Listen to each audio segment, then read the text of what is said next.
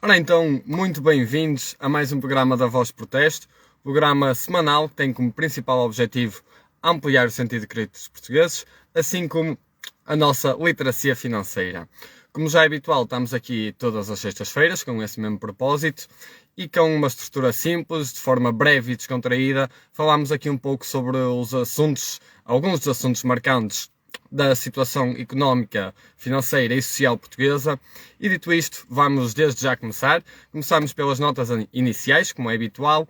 E hoje é com orgulho que trago aqui um motivo de orgulho, dito assim, porque Portugal bateu o recorde de pedidos de patentes no Instituto Europeu de Patentes. É de facto uma realidade e é um motivo de orgulho pelo nosso país, porque Portugal registrou 286 pedidos de patentes no ano 2021. Foi um acréscimo considerável, comparado com o ano 2020, onde houve um decréscimo de 7% no nível de patentes, mas eu trago aqui este tema porque é importante as pessoas saberem o que é uma patente. E uma patente não é nada mais do que um título exclusivo que concede certos direitos de utilização, por exemplo, ou de propriedade, à pessoa ou à entidade detentora desse título. É também de salientar que uma das empresas que mais registrou patentes, que foi a FedSci, uma empresa que recentemente foi considerada unicórnio, que são empresas avaliadas em mais de 1.000 milhões de dólares. Portanto, a FedSci, no ano 2021, registrou 17 patentes. Isto uma nota brilhante e é um resultado do esforço das empresas de terem sempre a tecnologia de ponta, estarem sempre a desenvolver novas tecnologias, e quando se desenvolve tecnologias tem que se proteger, e é por isso que servem as patentes. E portanto eu quis aqui trazer e começar este programa da Voz Protesto com motivo de orgulho do nosso país, porque, como eu já disse aqui várias vezes, Portugal e os portugueses são muito bons em muitas coisas, mas em certas coisas essenciais deixamos-nos desleixar, e é isso que não faz com que as coisas corram todas bem. Dito isto, avançamos para o segundo tópico das notas iniciais, e numa altura em que se houve muito de inflação e de subidas de salário, eu gostava de trazer aqui o tópico dos diferentes tipos de salários que existem. Certamente sabem que há o típico e o normal salário fixo, que baseia-se numa remuneração mensal igual em todos os meses, mas depois há os salários variáveis, que podem ser variáveis consoante as comissões, consoante prémios ou consoante mesmo prémios de capital, digamos assim, como ações. Há empresas que remuneram os seus funcionários em parte da sua remuneração com uma ação da empresa. Isto tem vantagens, também tem desvantagens, como é óbvio. Há pessoas que podem não se sentir confortáveis com esse tipo de remuneração, mas em termos de inflação é engraçado constatar que as pessoas com salário variável têm alguma vantagem adicional, porque o facto de ser por comissão, sendo este o exemplo, ou por percentagem, o facto dos preços aumentarem significa que a percentagem do valor também aumenta. E, portanto, essas pessoas podem não sentir tanto a inflação, os impactos da inflação no seu poder de compra. Dito isto, deixando aqui claro os diferentes tipos de salário que existem, quero avançar mais para a parte política deste programa da Voz de Protesto, e hoje eu vou falar muito brevemente do PSD e mais concretamente do Dr. Rui Rio, o líder do PSD que perdeu as eleições legislativas e que alegadamente vai sair da presidência do seu próprio partido a meio do ano. Ou seja, a legislatura já começou, o Dr. Rui Rio está presente na Assembleia da República, mas já é quase certo que daqui a pouco tempo vai haver legislações internas no partido e, em princípio, surgirá um novo líder para o partido, o PSD. E eu quero só deixar aqui um destaque em relação a Rui Rio, porque eu recordo-me de uma entrevista que vi em casa, ainda me lembro no canal, foi na TVI, foi a primeira entrevista completa que eu vi desse senhor, e na altura o senhor pareceu-me de facto um homem sério, e não estou a dizer que não seja. O que eu quero dizer é que houve vários os momentos em que era preciso uma atitude forte e não eficaz, mas forte, digamos mesmo assim, para não ceder a certos pedidos do Partido Socialista, como foi o caso do fim dos debates quinzenais, onde o PSD concordou. Isto não parece algo que o líder da oposição devia fazer. O líder da oposição devia tentar encontrar novas oportunidades para melhorar o rumo do país. E, como eu estava a dizer, eu vi essa entrevista e pareceu-me que o Rui Rio era um homem sério, mas rapidamente me fui apercebendo ao longo do tempo que ele não tem a capacidade nem o carácter para liderar o partido que devia ser a oposição ao Partido Socialista, mas mais parece o PSB. E, portanto, eu quero perguntar o que é que Rui Rio ainda está a fazer como líder do PSD, sendo que a maior parte das vezes ele apoia as medidas do PS e não faz real oposição. Dito isto, avançamos para o quarto tópico das notas iniciais, e este é um tópico que me deixa particularmente chateado, digamos assim, porque se não sabem, e é normal, caso não saibam, que não saibam, porque isto não foi muito divulgado, mas a TAP, comparativamente a 2019, perdeu 750 mil lugares e cerca de 19 rotas. Isto tem impactos significativos, porquê? Porque o nosso Ministro das Infraestruturas, o Pedro Nuno Santos, vem dizer que nessas rotas em que a TAP perdeu de passageiros, o Estado pode subsidiar essas rotas. Ou seja, quando o Estado subsidia alguma coisa é porque essa coisa não está a gerar dinheiro.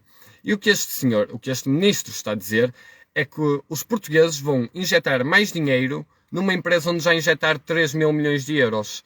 Nós que temos um Serviço Nacional de Saúde completamente degradado, estamos a desperdiçar dinheiro numa empresa como a TAP, e eu sou um defensor das empresas, não sou defensor que o Estado e os portugueses tenham que possuir e tenham que ter participação nestas empresas.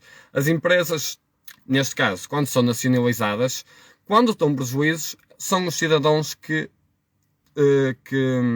carregam esses prejuízos, e é por isso que nós não temos uma qualidade de vida como poderíamos ter. Dito isto, vamos avançar de forma rápida e breve para os assuntos quentes deste programa. Eu hoje quero falar aqui de forma mais séria também, porque isto é um assunto sério. Eu mais uma vez vou abrir uma exceção e vou falar da guerra que se está a passar, porque estão-se a passar coisas que não dá para fugir ao lado. Mas eu, antes de falar propriamente da guerra e do que se passou, quero constatar a posição do PCP, o Partido Comunista Português, na votação para a decisão da presença e da videoconferência do presidente Zelensky no Parlamento. O PCP votou contra esta aparição do presidente Zelensky. Isto, se pensarem bem, não surpreende, porque o PCP é um partido comunista que é coerente, e temos que lhes dar graças por isso, porque eles são coerentes a defender a sua ideologia, mas essa ideologia é uma ideologia que levou milhares de pessoas à pobreza, é uma ideologia que não é propriamente presente na Rússia, mas tem algumas das suas origens da URSS e da Rússia. Mas eu quero falar aqui do PCP, porque o PCP, é engraçado constatar que o PCP identifica-se também como partido dos trabalhadores em Portugal.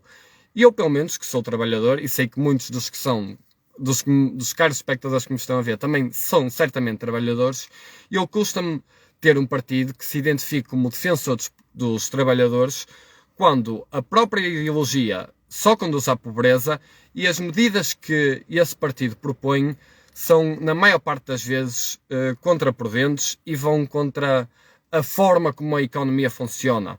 Um partido que defina a nacionalização de empresas, como aqui já referi, não parece que seja um partido futuro e um partido que defenda os jovens e os trabalhadores, como o PCP tanto se esforça por fazer parecer e por dar essa imagem do partido, que é um partido comunista, que, se não sabem, pesquisem os horrores que foram feitos por regimes comunistas, pesquisem os países que têm mais de 90% da população a viver em pobreza em regimes comunistas, e vejam os factos que surgem desses países.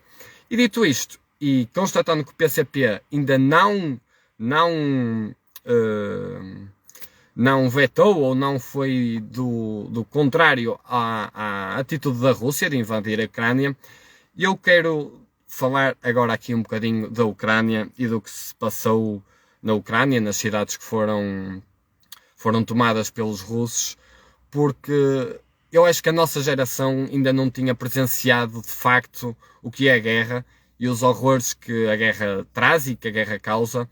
E eu acho que muitos dos jovens, e eu não tenho problema nenhum em dizer que às vezes, eu acho que nós nos sentimos afetados, mesmo estando longe, sentimos afetados em ver o sofrimento que aquelas pessoas estão a sofrer, a ver os corpos mortos na rua e pessoas a passar ao lado, ver a frieza com que tudo se relata, mas são pessoas que estão a morrer.